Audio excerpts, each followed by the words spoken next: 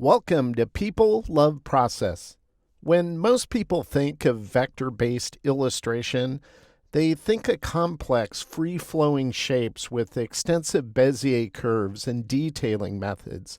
Now, for some styles, that is required, but for the project we're going to work on in this movie, all that's required is a combination of thinking in simple geometric shapes. And once again, that ability to kind of think in shapes is going to assist the creative process. And we're going to do that in context of creating a graphic portrait.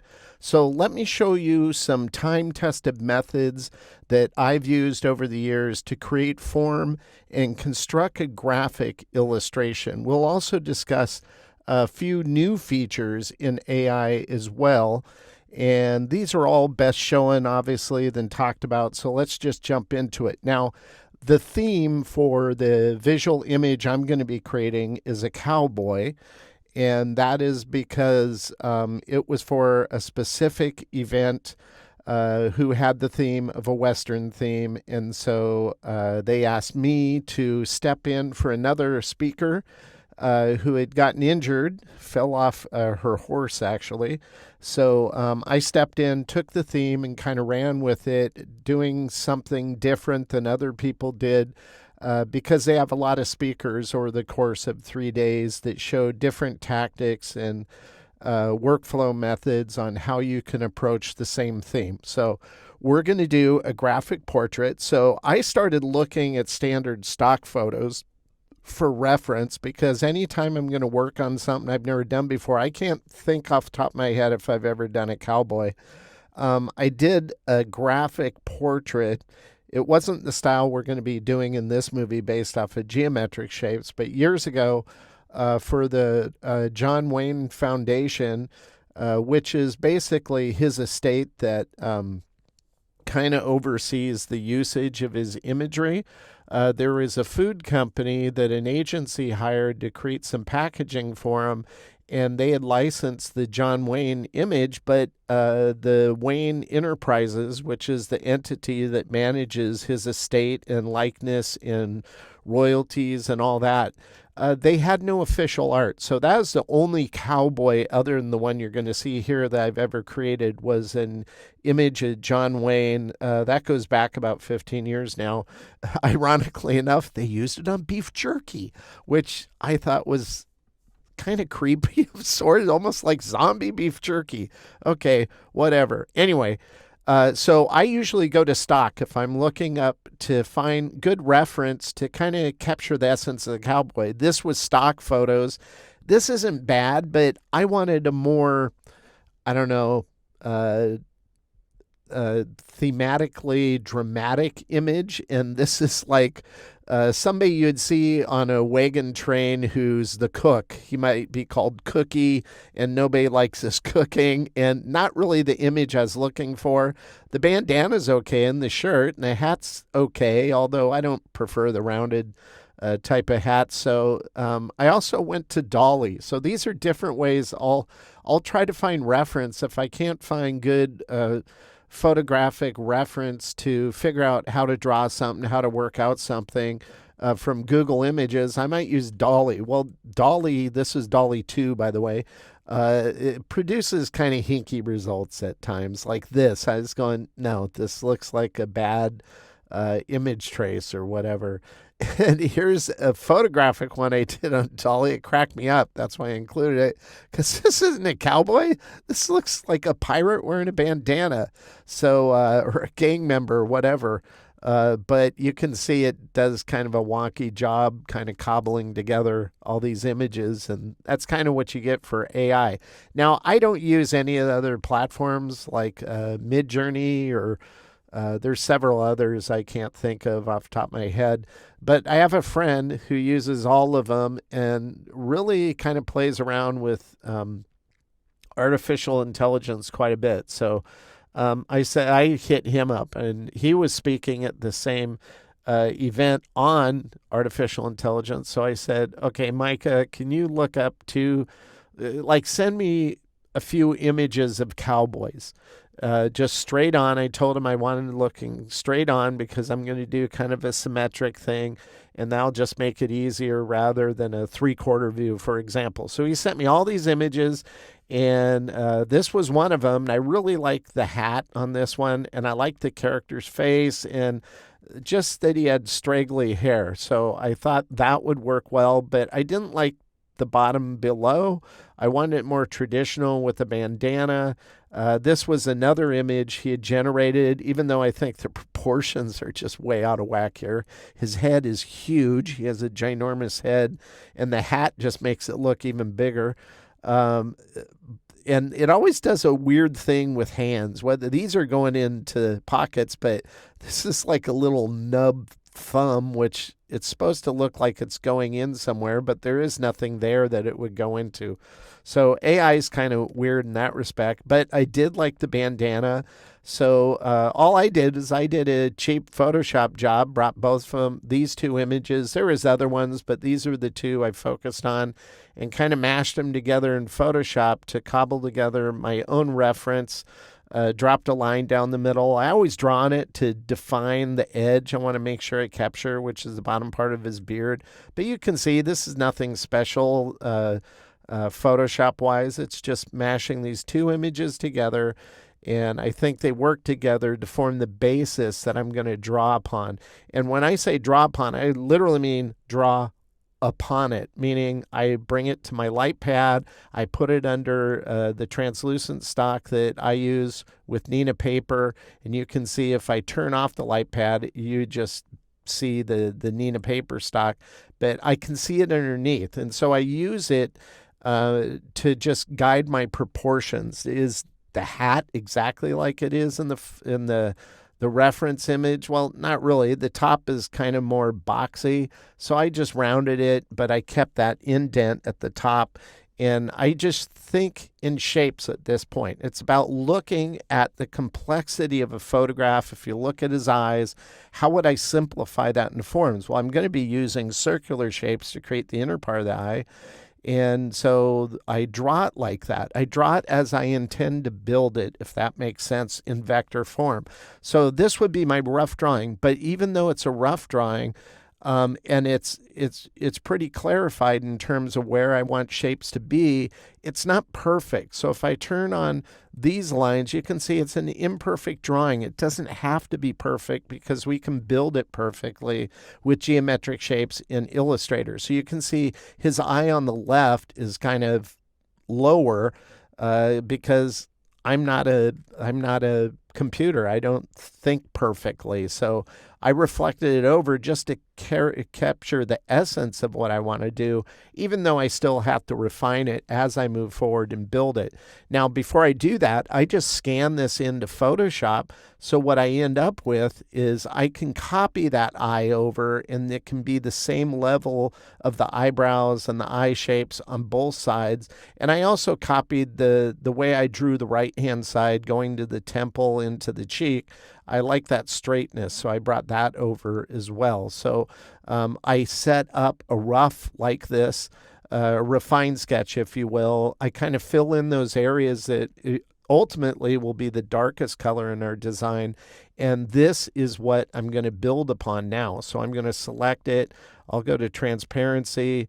In this case, no blend mode is needed. We'll just adjust the transparency to about 20%. And we'll lock the layer here, and then I'll start building on top of it. Now, one thing I want to show you in Illustrator is they've added a feature, and if you go under Window, you're going to see a new option here. I always suggest turning on the control bar. That gives you this control bar at the top, but they've also added a contextual taskbar. Well, what is that? Well, let's go ahead and zoom in on the shapes that make up the eyes here, and I'll show you what that is. If you select any vector shape, it's going to give you that contextual text bar will show up right underneath. Now, you can position this. This is the default position when you select any shape. So if I select this shape, it shows up underneath. If I select this shape, it shows up underneath. If I select this shape, it shows up underneath. So it automatically repositions itself. Now, the unfortunate thing, and I think this is something they need to add, I would prefer it to be to the right, like that, and show up there. Now I can reposition it like this, and so next time I select this, it'll show up here, but it won't do that for new shapes. If I select this, it'll stay where I moved it for the first shape, or if I select this, it'll stay where I moved it for the first shape. Why they didn't set it up this way is just another reason why their development at times is short-sighted and doesn't think through it, because they don't actually use their software. So this will be a feedback that I give the AI team. I go, look, if you're going to let us reposition it, then let it reestablish its default positioning with each new selection of a shape. So this should be like this. That would be helpful. And they could easily do that. But instead, if I select this, now it'll show up there. And if I select this, it'll just keep it down next to that other shape. So it doesn't make any coherent sense, is what I'm saying. But it is a pretty good feature.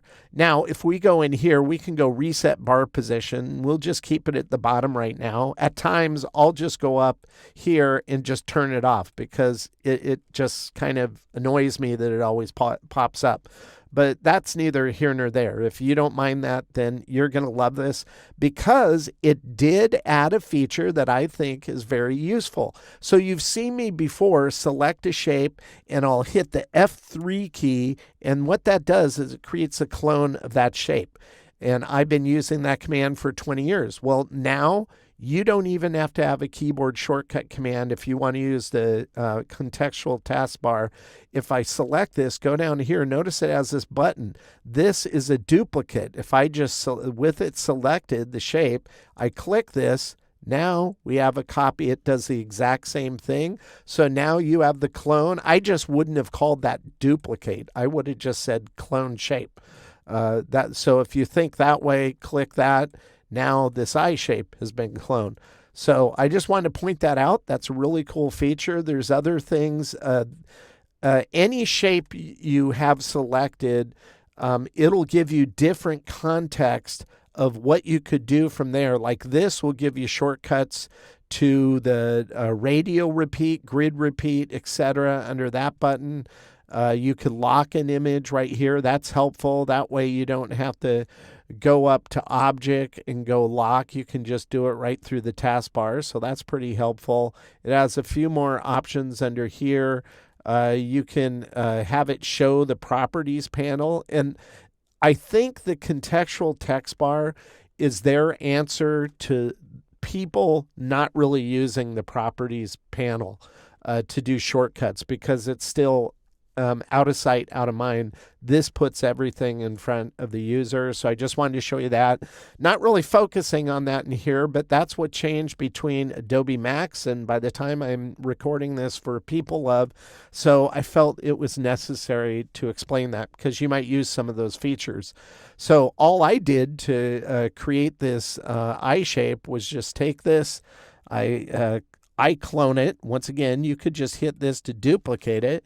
Then I go to reflect tool. We'd find the anchor here, and I just reflect it, and that would give me these two shapes. And all I'd have to do then is use Pathfinder to unite them, and that gives me the final shape on the interior of the eye. So I just wanted to show you that. These are just the giant elliptical tools. So the easiest of all shapes, once again, are the elliptical shapes, the circles, if you will.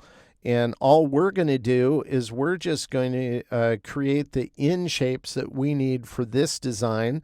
So I'll go ahead and I'll select this shape for the inner part of the eye. We're going to go ahead and clone that. I'll move this down. So it looks kind of weird what I'm doing here, but this is what I do when I shape build. And I'll select this, and I'll just trim it, because obviously that's underneath the bottom part of the eyelid. And that's the illusion we want. I'll make a copy of this shape, Command C, Command F, or if you use this duplicate, you can do it that way. Either way is fine.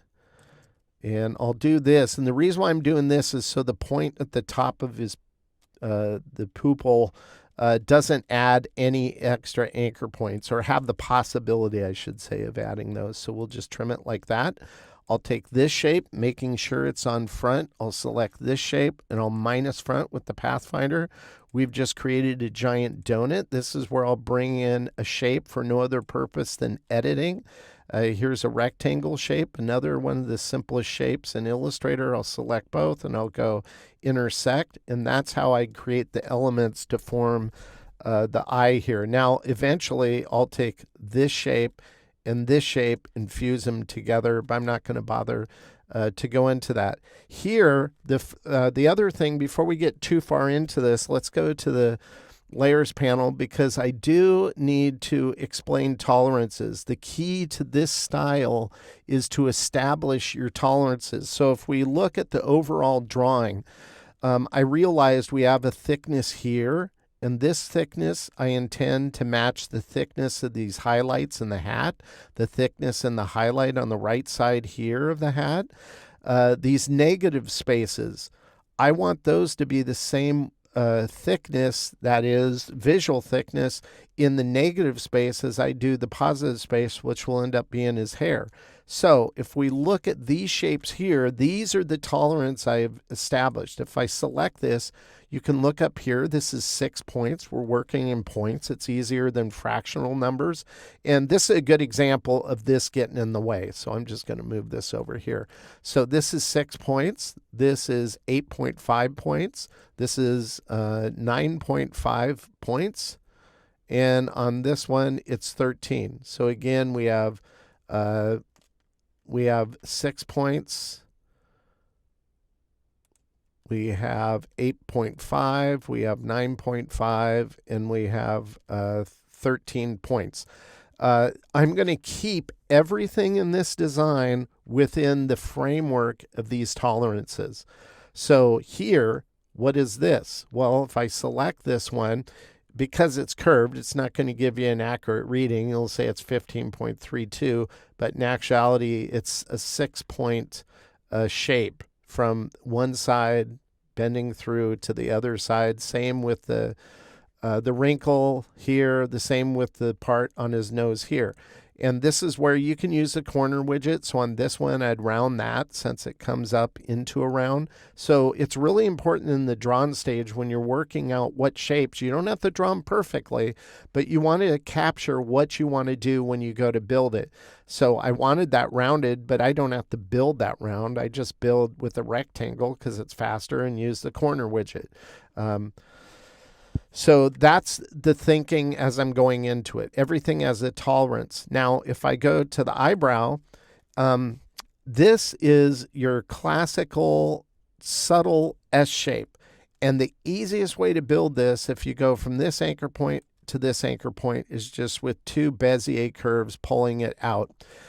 You might think, well, if I built just a line and then I made it the same thickness that matches your tolerance over here, like 9.5, then I could expand it. Well, then you would run into all kinds of, you could do it that way, but then you'd have to go back and clean it up because expand has its limits. So I think it's easier doing it this way.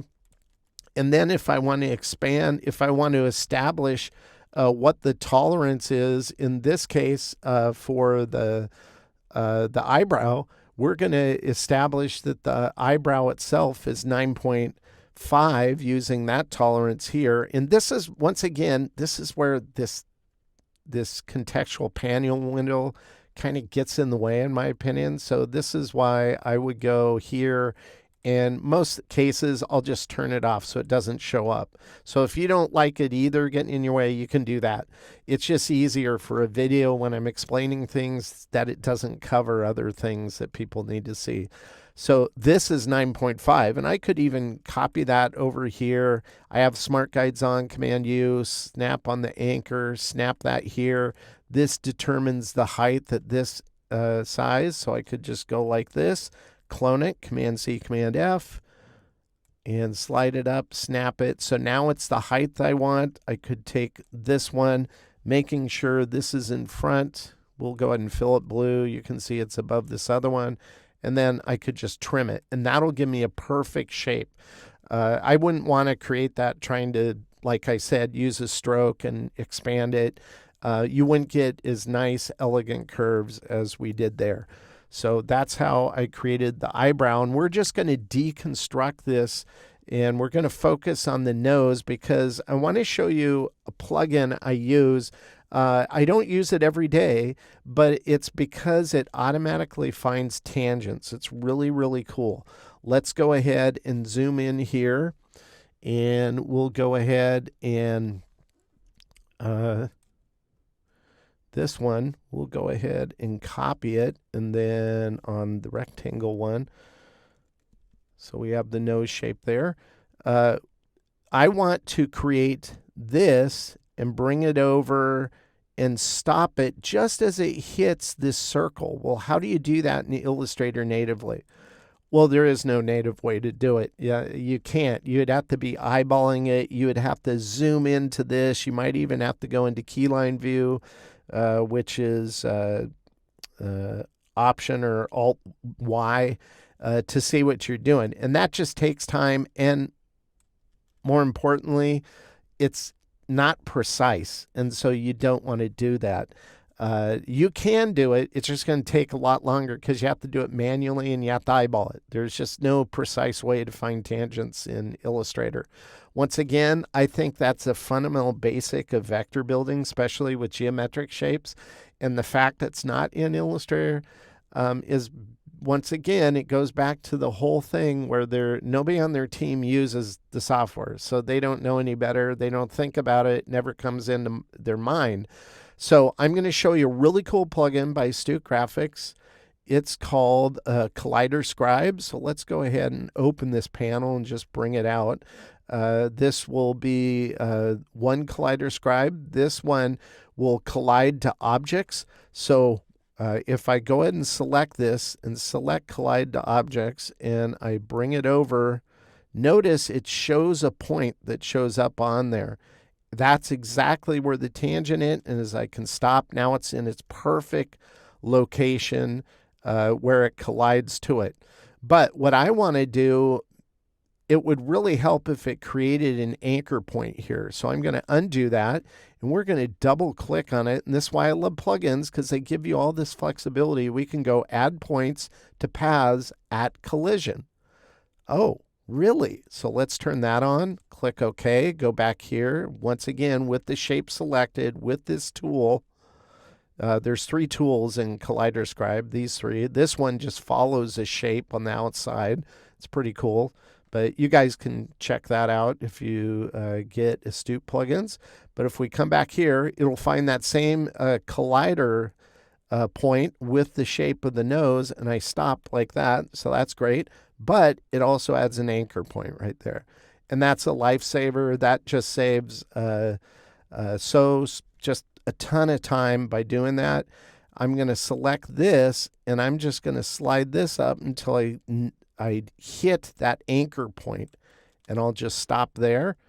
We'll go ahead. This is the bottom edge of the nose here. So what I'm going to do is I'm going to go ahead and just kind of create the rectangle I need. Okay, I'll bring it over. I'm going to select this nose. I'm going to make a duplicate of it. Command-C, Command-F. Select this rectangle shape and go intersect. That just creates this nostril shape that I wanted right there. I left this circle because we want to use this circle to create this element here. Now, the tolerance we're going to use here, instead of 9.5 like we used on the eyebrow, we're going to use 8.5 right above it to create this gap. So we'll just select that shape, go to Object, go to Offset, and go 8.5. That'll offset it like that. And then this will match the tolerance we used here, which is 6. So we'll just offset it again to 6. We'll go Path, we'll go Offset, punch in 6, click OK. Select this shape, bring to front, select this, minus front. Let's color it so you can see we just created a giant thin donut. And then I'll just snap to this to create a rectangle throwaway shape here. This is where the bottom of that right side of the nose will be, and we'll kind of play off that shape we initially created for the nostril area. We'll select both of these, we'll unite them, select the donut shape we created, and we'll minus front. So that's how I'll use throwaway shapes or create new shapes for no other reason than to edit other shapes. Now, if you have, once again, when you do geometric building, you will get redundant points at times. There's no way to avoid it. It's just the way they've engineered Illustrator. But if you go to Pathfinder and you go to the Pathfinder options here and click on it, you want to have remove redundant points on by default. That will only remove redundant points on like 90-degree angles. So we have a 90-degree angle here. We have a 90-degree flat angle here, because if we didn't have that option turned down, it would add these extra anchor points along this straight path all the way to the corner here. But with that on, we can go ahead and combine those, and it gets rid of those. Those are the only ones it'll get rid of, though. It'll add other ones at times, regardless if you have that set or not. So that's how I create that detail for that side of the nose. Now I'm going to take this, which is going to end up being the bottom part of the nose here, and we'll just make sure that's on top of the other shapes, because I'm going to take this shape I created and we'll just go minus front, and you can see how it adds all of those anchor points there, which is nuts. Now that I'm thinking about it, I don't know why it would, maybe because it adds that. Well, that's odd. Why would it say, well, we need all these other anchor points here when there's no shapes there? Let's just take a look at that again. Well, now it didn't do it. What? Why? Huh? Oh, I had two shapes there. Okay, well, I had two circles, one on top of another. There you go. So if you use the one that had the anchor in it, it would have had all those weird shapes, which it should be smart enough to know, yeah, that's just kind of dumb. It should know you never want that result, so why would it do that? I don't know. Anyway, that's Illustrator. It is what it is. Let's go ahead and clone this shape, Command-C, Command-F. We'll go to the Reflect tool, find a central anchor point at the tip of the bottom of the nose, reflect that over. All that just to get these shapes. They'll make up the detailing on the bottom of the nose. Ultimately, once we get the mustache area built, we'll come back and we'll round this, so you will get a nice round in there as the shadowing for the bottom part of the nose, but we're not going to handle that now. I want to go down here because what we want to do now is we want to take these shapes, and once again, all this detail in the mouth we're creating with rectangular shapes. So I might take this, I might focus on this corner, use the corner widget just to get the amount of curve I want here on the central part. I'll go ahead and clone this, Command-C, Command-F, find the Reflect tool, find a central anchor point, reflect it over, select these two shapes, go to Pathfinder, go Unite. Then I can just take these shapes, these anchors that is, and bring them down like this, because we're ultimately going to select these two shapes and we're going to fuse them together by uniting them with the Pathfinder.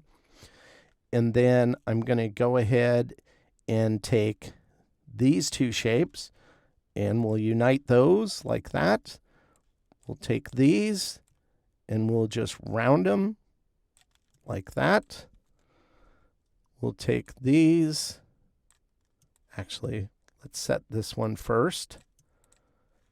And then this is why I like using a plugin, because I can figure out what the diameter here is, 6.5. Copy it with the Dynamic Corners tool and apply it to this corner so it's the same. Then we have this rectangle here. Now notice I've nudged this over because I didn't want this, like the nose, to be a perfect 1/4 of a circle curve. I wanted it to taper a little more. So if you do that, then you get a different angle, and I think that looks better. So we'll select that, make sure this is on front. We can fill it so you can see it's on top. I'll select this shape and we'll just go minus front just to get that nice little notch detail there. Here again, we can go ahead and round that. And then we'll add, actually, let's go back to the dynamic corners because I want to take this round and apply the same round to that shape.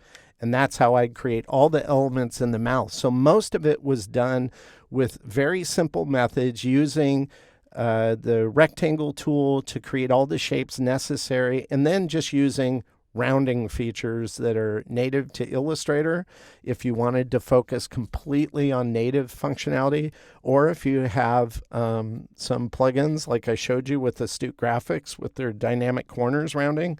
I use both actually, but everything I showed you, you could do natively with Illustrator. I just like the functionality that plugins give you at times. So with all of our base shapes, let's go ahead and turn this on. Let's zoom out and we'll go ahead and turn off some of our bottom layers. We don't need those on anymore. And let's go ahead and just focus on the right-hand side of the head. We've taken this, which will end up making the top part of his head. We have this shape, which creates that kind of that cast shadow from the hat on the top of his head. We'll select these two and we'll go intersect. So that'll establish that curve that we have here in our drawing. Now, at times when you build, if I turn these shapes off, you look at this, it goes straight, then it goes into a curve of his cheek.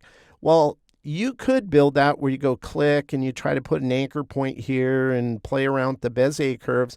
But at times it's just easier to create it flat like this with no curves, no Bezier curves. You're just capturing the essence of this angle and the essence as it starts from this corner, this angle. That way you can just select anchor point and just use the corner widget to get the end shape you need. So if you think in shapes, those kinds of things are going to help kind of speed up the process.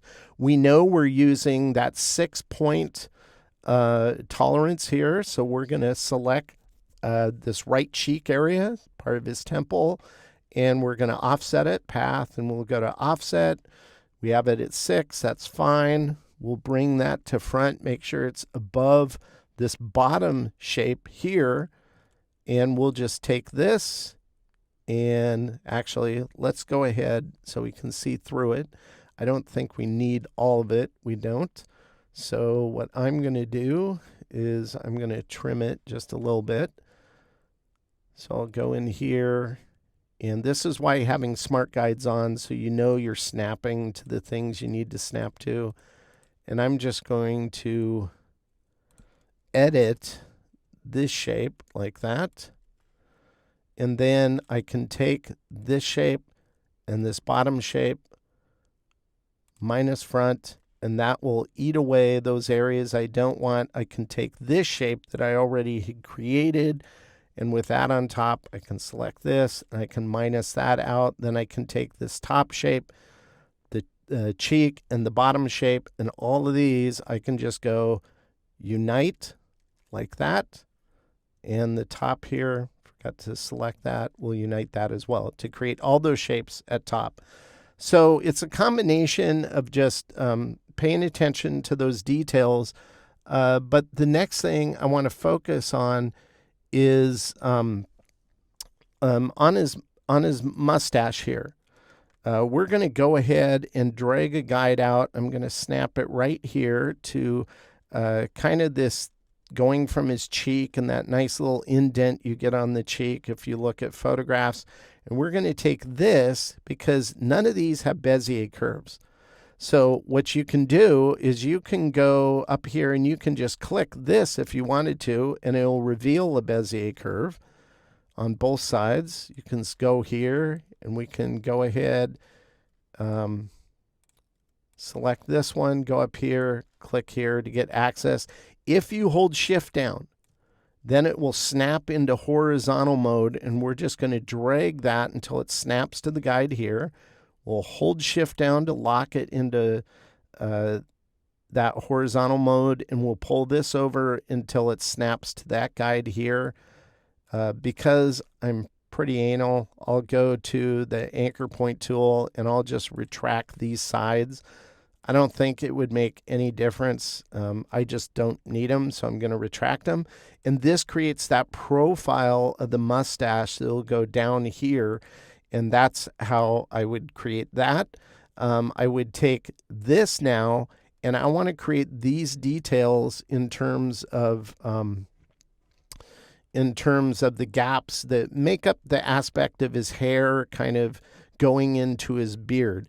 And we're going to use the tolerance of 8.5 right here. So if I select this will we go to offset again.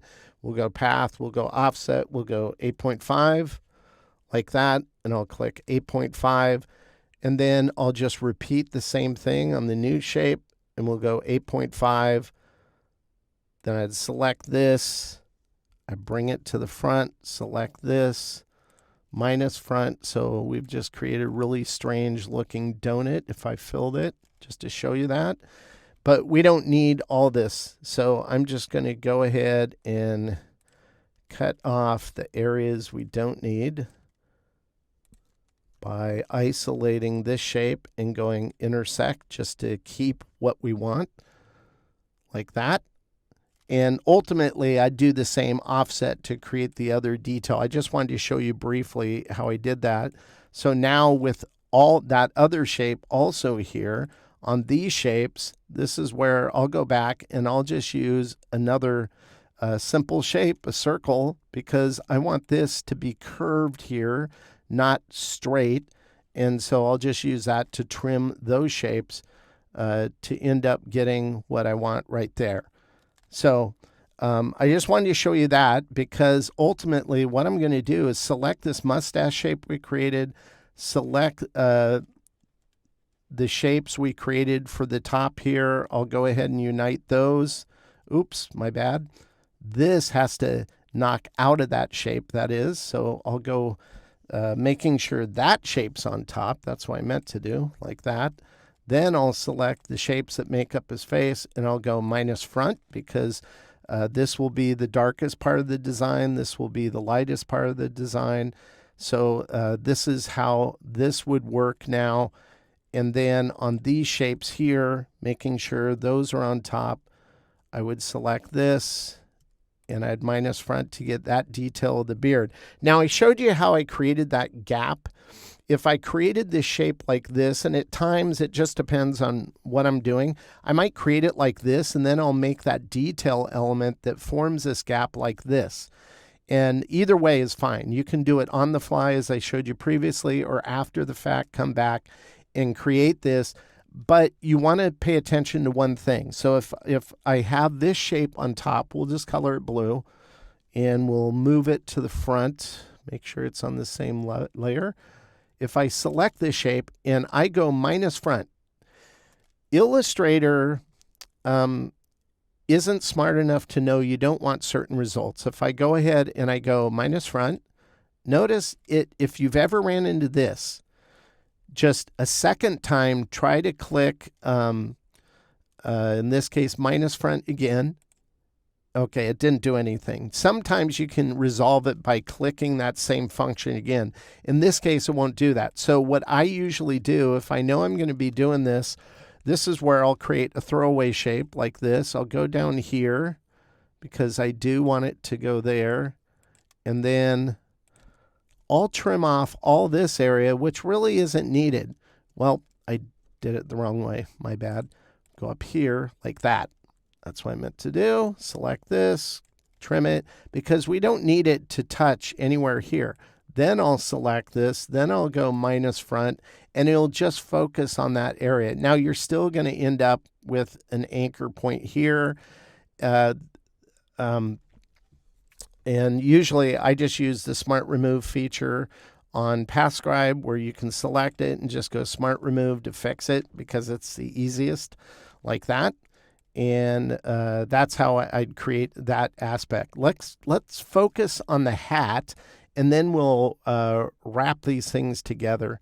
So we're going to go up here to the hat shapes, And again, much like we did on his cheek, it'd be easier, this is easier just to create these lines that they're not perfectly straight. They have subtle arches in them. So if I select it, you can see the anchor's pulled out, but I'm just focused on containing the shape that's in my drawing and just having these lines kind of contour to it like that, because I can take this and I can just use the rounding, the corner widget in Illustrator to create the complex aspect of these curves, and it's going to look a lot better than if I just try to build those curves in by creating that like the whole shape, like putting it here and pulling out an anchor and putting it here.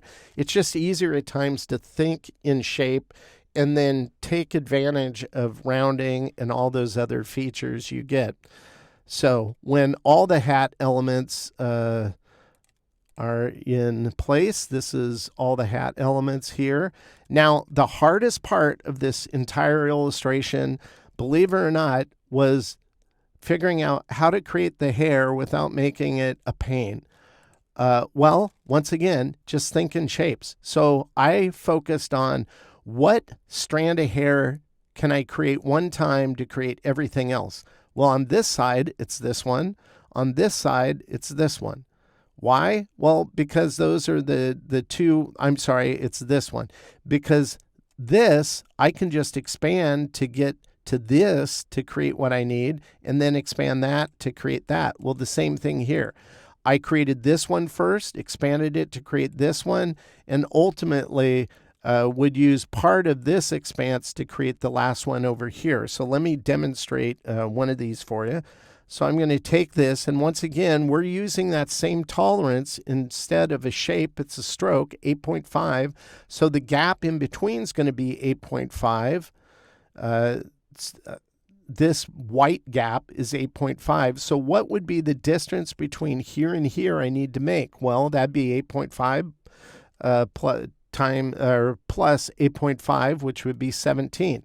So if I select that, go to Object, go to Path, go to Offset Path, and punch in 17, like that, we can preview it. That's going to put it in the right position. Click OK, just so you can see what I'm doing. I'll color this one yellow, let's say. And then I can go to the scissor tool. We might cut it here. And then based off of where my drawing was, I might cut it here. And then the rest of this, we can just toss. And now, well, you can see I cut it a little short. We'll actually move it down a bit. Like, I'll probably cut it there. Then select the ones we're not using. Select this. We don't need this one either. Get rid of that. And now I have everything needed to create this shape. Now, ultimately, I would take these, which are all strokes, and I go Path. I go Outline Stroke. Turn them into shapes, select this like that, and then I could edit the bottoms and such to trim this off so it becomes straight, like on this one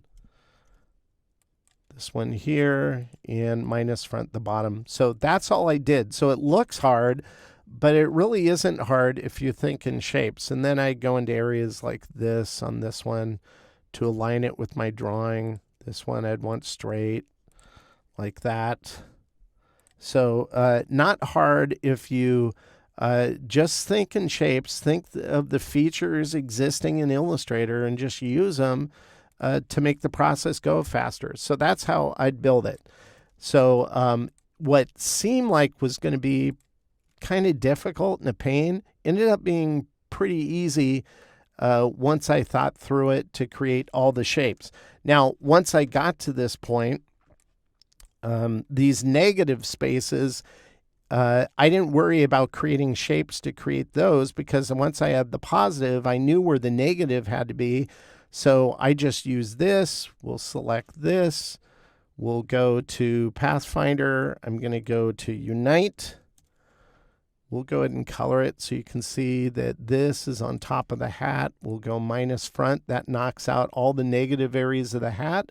I'll select the positive hair with the hat like this, and unite it. And now we have all that detailing that goes up into the negative that forms the positive on both left and right of his face. So I just wanted to show you that because that might seem a bit confusing. It really isn't. The other part that might seem a little hard was the beard, but it really isn't either. If I turn on these shapes, if you think in shapes, the hardest one to create was this one, but not really, because I just formed this curve. That's pretty easy. And then the rest is just click, click, click, just to get through it. But if you think in shapes, much like we did on the brim of the hat, it was easier to create this than to try to create this perfect curve, because once I have this, I can use the corner widget to form that curve.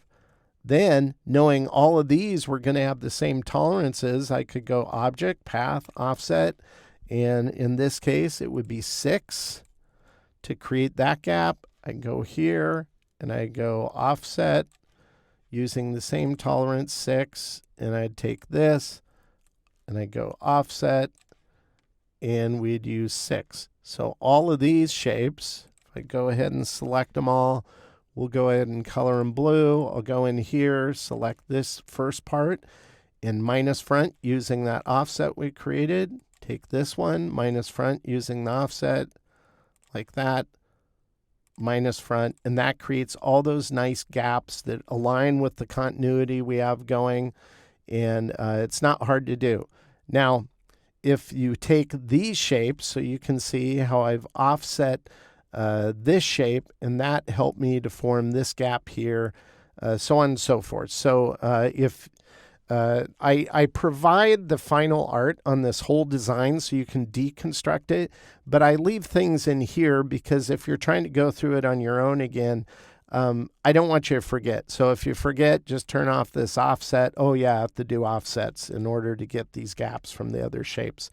But this is where I go in and I create a shape like this, so I can select all the beard shapes like this and just simply go unite, and now I have all the beards. Now, unlike a lot of symmetric designs, I didn't want it perfect on each side, and I wanted it to be asymmetric. So over here, I have a different form for the beard.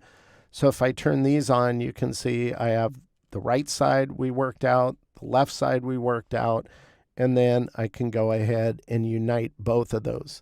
Now, ultimately, I need to reflect everything.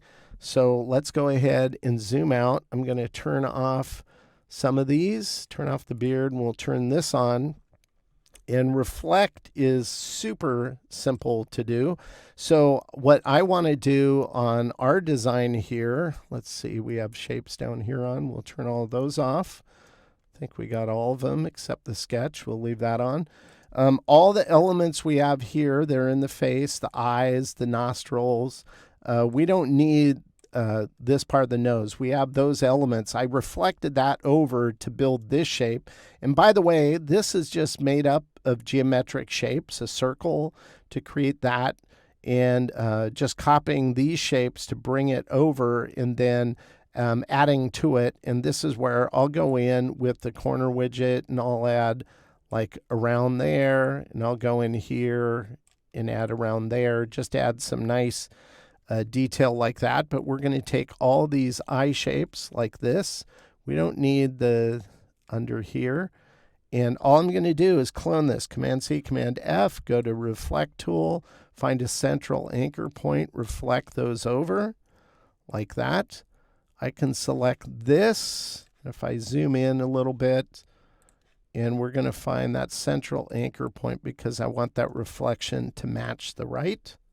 I don't want that to switch since the light source is coming from the right, and that's why we have a shadowing on this side of the face, and we're going to play off of that even more as we go forward. So that's how I create the face. You see the bottom part of the neck. The bandana used the same principles, establish primary shapes, in this case outer profile of the bandana, all the If we turn on this one, all the interior shapes and detailing. So what we end up with when it's all said and done is the base vector artwork. We'll turn off our sketch now. So now we just have to establish a nice base black and white. And so all I'm going to do now is select everything that makes up the background, the bandana, the head, the hat. They're all fused together. This row, we'll just fill it with black, get rid of the outline. Most of these shapes on the interior here, like this, all these will be white fill with no stroke. And then we have shapes like his face. That will also pick up on black. The interior, the bandana will be white. So will the highlights on his eyes. And then we'll handle the whites of his eyes a little differently. We'll just select those like that. And we're just going to color the outline and fill it with white like that. Now, why did I do that? We're not going to leave it that way. That's just so we can see it. Because what I want to do is I want to add some subtle rounding. What do I mean by subtle rounding? Well, meaning if we zoom in on areas like this, you can see we've subtly rounded these already because as we built them, we rounded them. So that adds kind of a nice aesthetic. But all these other anchor points come to really sharp corners. Is it bad? No, it's not bad, but it could have a better aesthetic is all I'm meaning. And so the way you do that is you could just, if you know you want certain rounds on certain anchors, you could just select all of those. And this is one reason why I don't use the corner widget that much for this, because it assumes you want all these rounds to be exactly the same, and I rarely do. That doesn't look too bad. You know, that's okay. We'll just leave that there. But I like going in with the dynamic corners because I like determining if a round looks good. That looks good, so I'll apply it to this corner.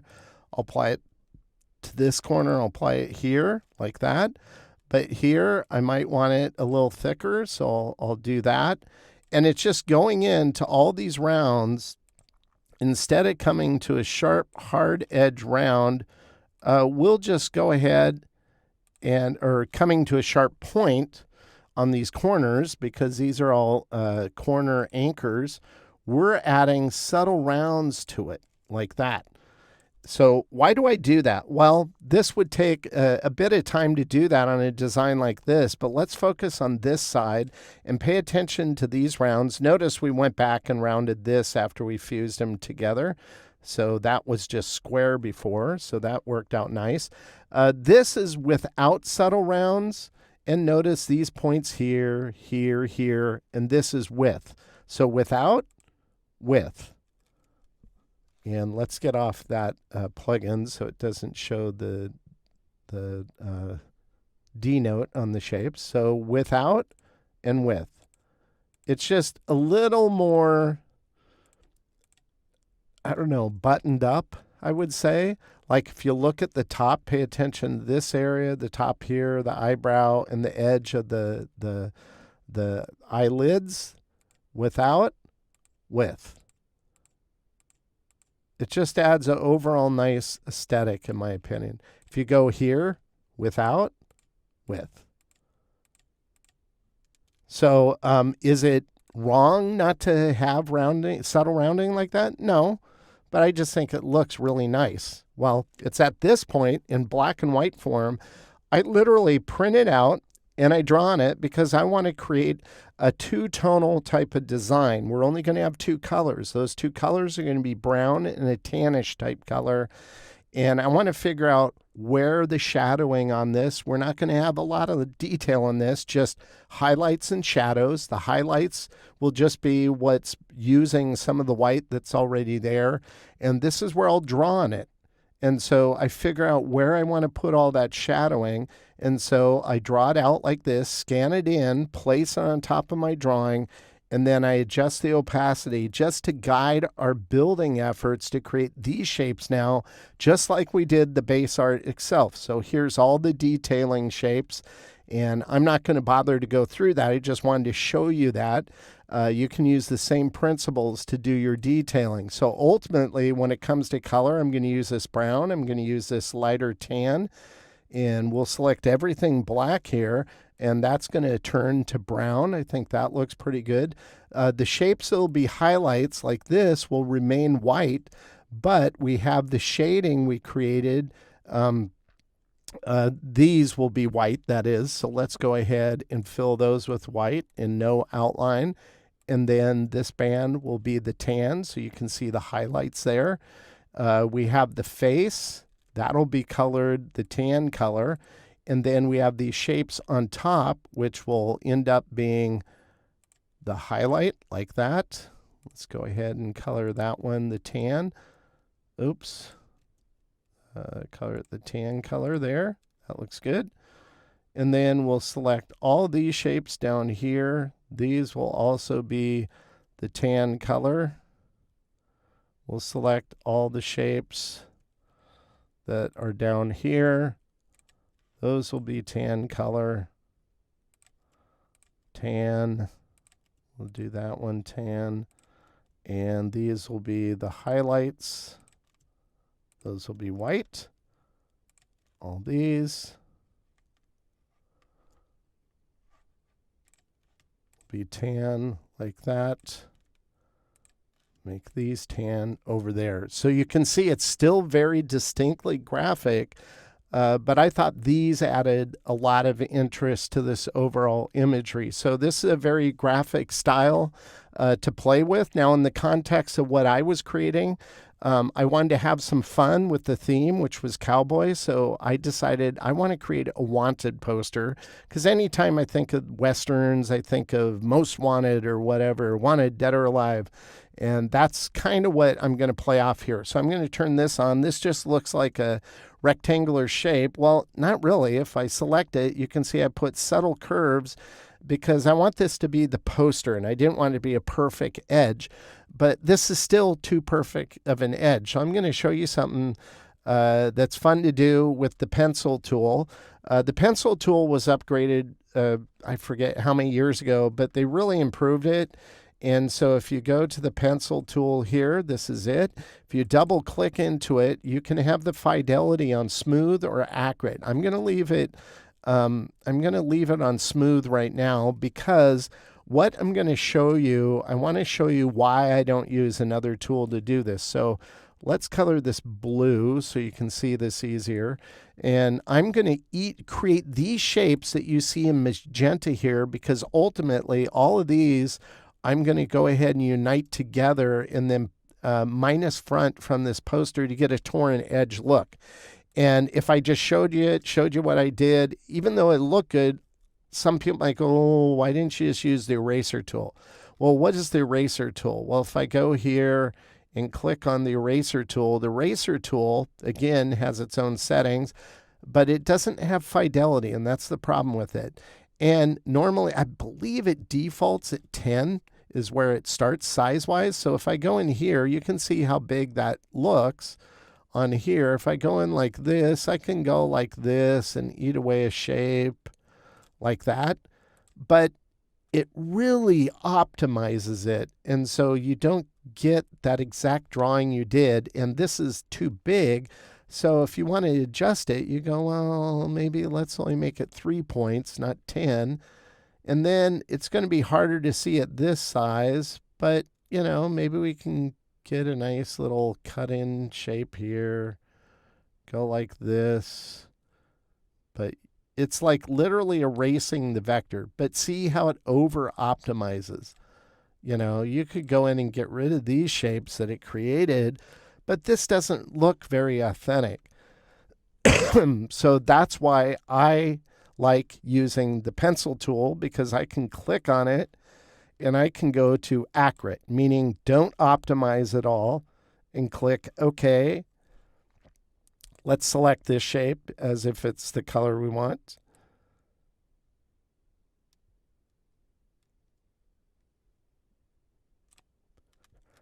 So it draws so much better. Let's go ahead and fill this so you can see it.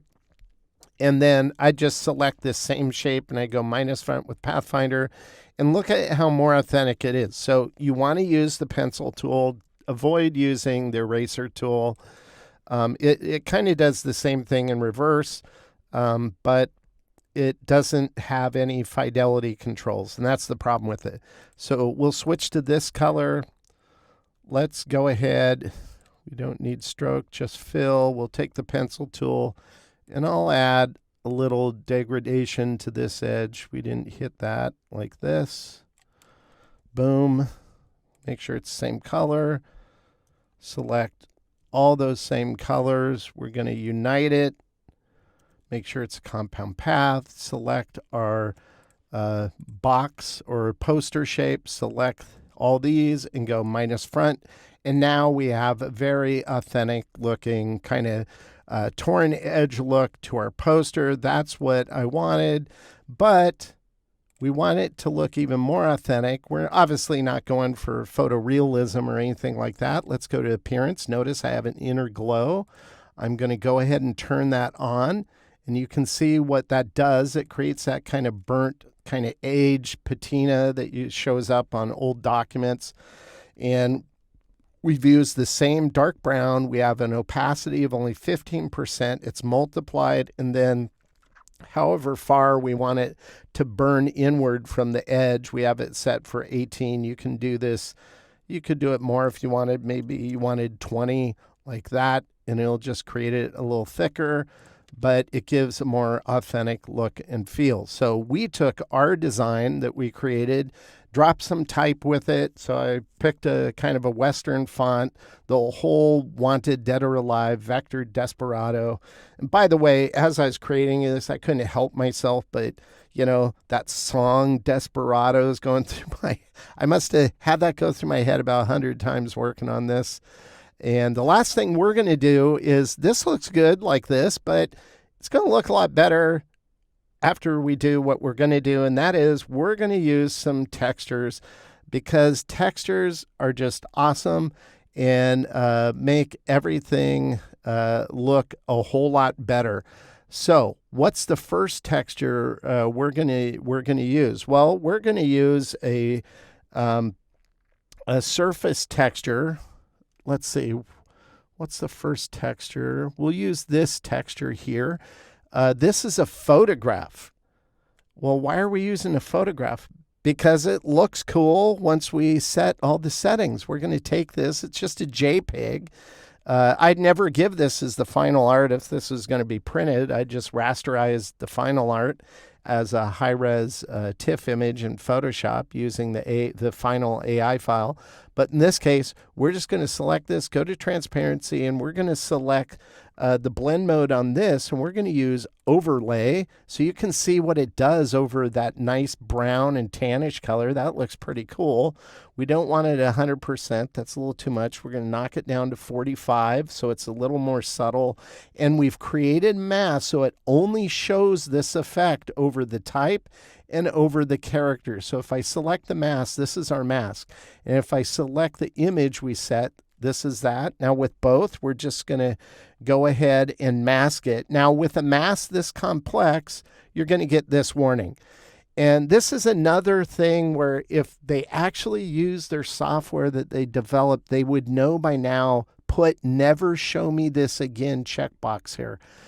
This had more to do with the old days of Illustrator, where if you tried to mask things in a complex mask, it would give PostScript errors if you go to print it. Well, those days are gone. You never run into that anymore. So just click yes, ignore it. This is the end result. Let's go ahead and focus on it.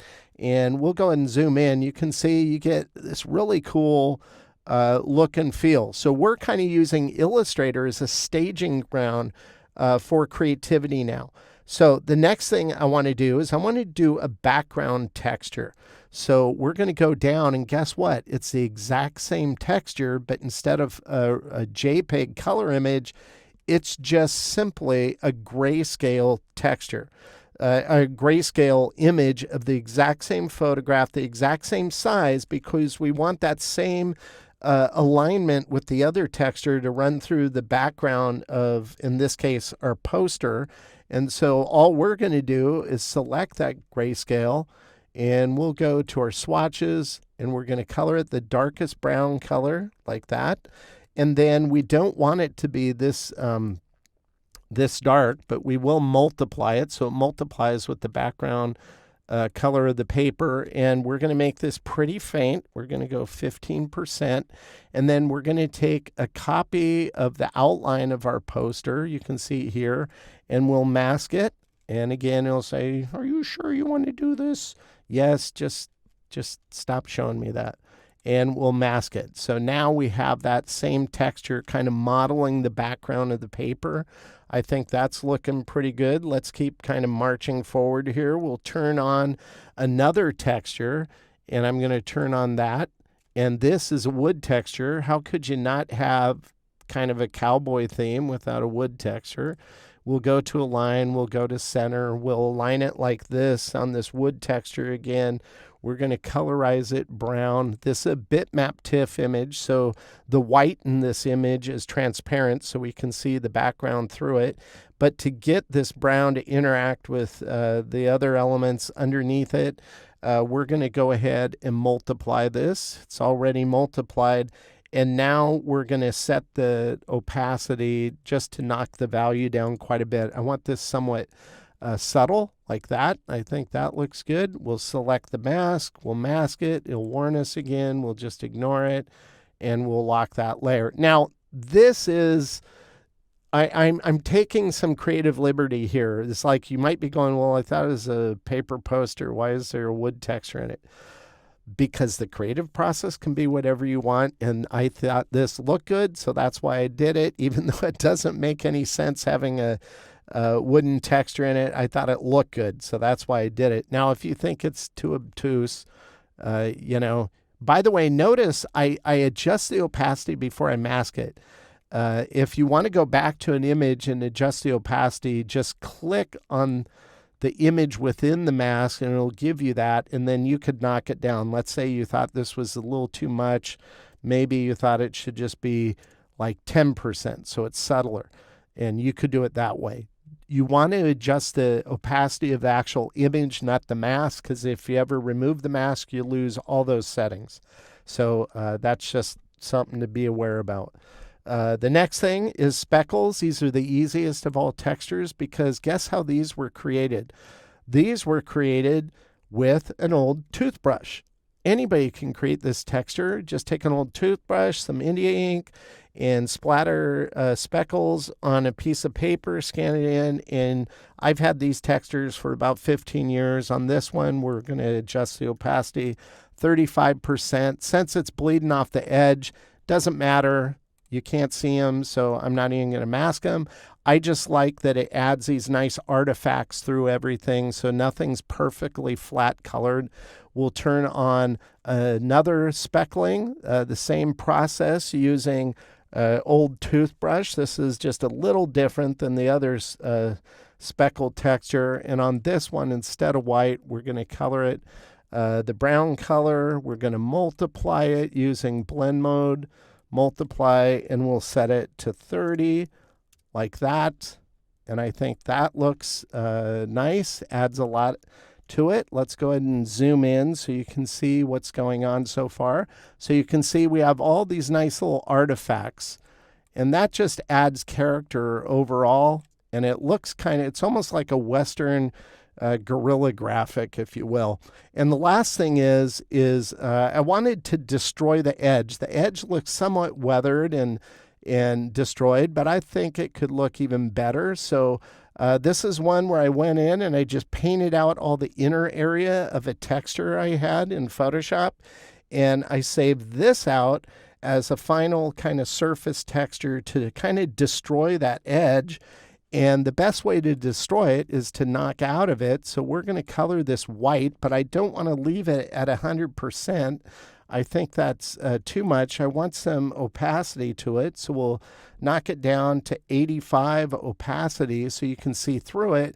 But I think that looks even better like that. So all of these tactics that we use to create this a graphic portrait, these are timeless methodology you could use. Now, this one was a little bit complex, not too hard, but still way more complex than the original image that kind of pushed me down this style.